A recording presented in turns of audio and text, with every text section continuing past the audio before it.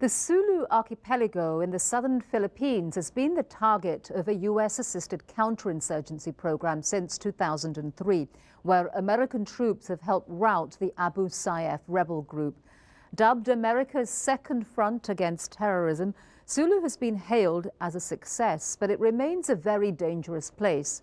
Heavily armed rival clans have created an environment of ongoing violence. These conflicts have little to do with radical Islam. It's local politics through the barrel of a gun.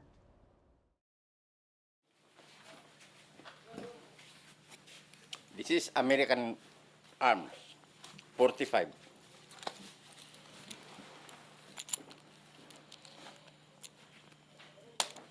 I am Police Senior Superintendent Jula Serim Adin Kasim, the acting Police Director of Sulu. And if you ask me why I'm here, has been entrusted the position of a provincial director, it is my obligation to serve and protect the community.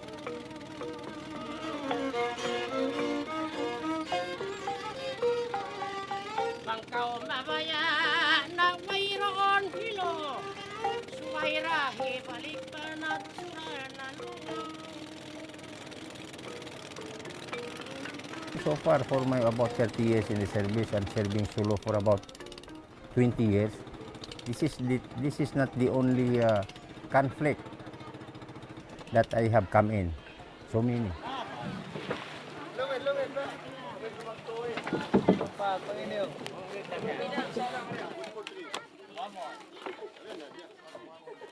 In Sulu, it is the tradition, customary tradition that they own firearms for protection purposes, like cell phone, yes.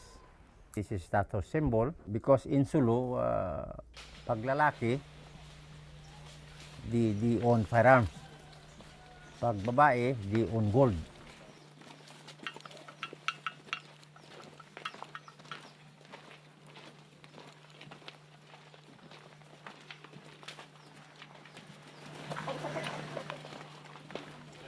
Well, because there is no peace.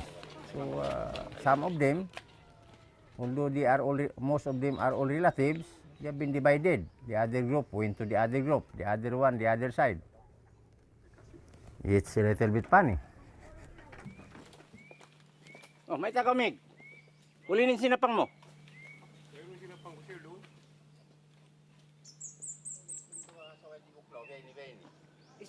Kita niyo ba habang ko tausukon in tiagpin hi haji buklaw sinasawa iban hi kuana. In kami rua parte mga hakari sin pagsispair. Ay, tayo mabayabag, tiro ilakatan. Pamilya na mo sansil? Ikabiris kan bagi din ini. Basta ronda uldil. Nari, angkan na hat yun nyo, isin nakura sindi. Basa ko na sa unsog. Pahat yun, yan yun nakura nyo, biyakan lukman, nabos. Pag maabot, mga sabto, jumaat ahad yun, ba't na ka mo rimay no, pagkari, pagkansak ko po ni sinapang yun, napag ko may imen ka mo. Way kami pihati kinil kasi. Katun Islam. Bangyan marinstay makari sa magsakop kanyo. At away hulukan pa mamuko bitin nyo. Ay kaluyan ko. Kahit doain iba naglatalata. Suway magpalit kay di sambuan ko pa. Indong ko milikan ba inasa isab kay di inasab. It's not uncommon here that clans will have and use mortars, RPGs, heavy weapons on each other. In many conflicts in the world, insurgencies don't have that type of firepower that a clan will have here. So certainly the police, even if they had the proper resources, would find it hard to exert the rule of law in many of these areas.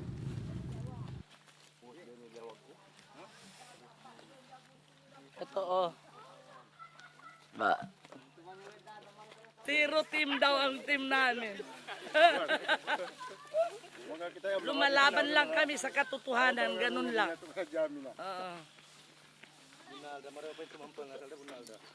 Katotohanan lang pinaglalaban namin. Walang ibang pinaglalaban namin.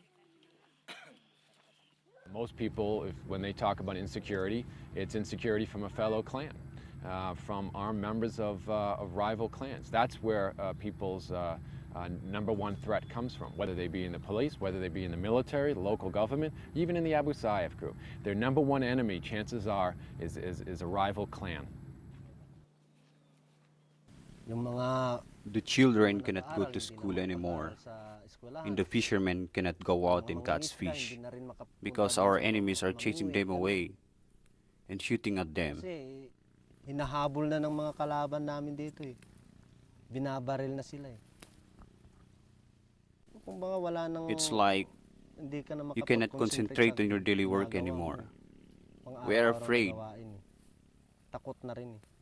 Because our enemies are just there on the other side. Mga kalaban namin nandyan lang sa kabila. Wala, kung wala If we didn't have these guns now, we'd probably be all dead by now. Patay na kami ngayon lahat. Many of these areas, there is no civil leaders that are present. So naturally, when there is a dispute between a family or within a family or between clans and people are armed, they're going to use those weapons or at least threaten to use them. And without a rule of law, there is a propensity for these conflicts to escalate. And what happens is, which makes it even more complicated, is that the insurgencies and the war on terror, it all gets mixed up into that.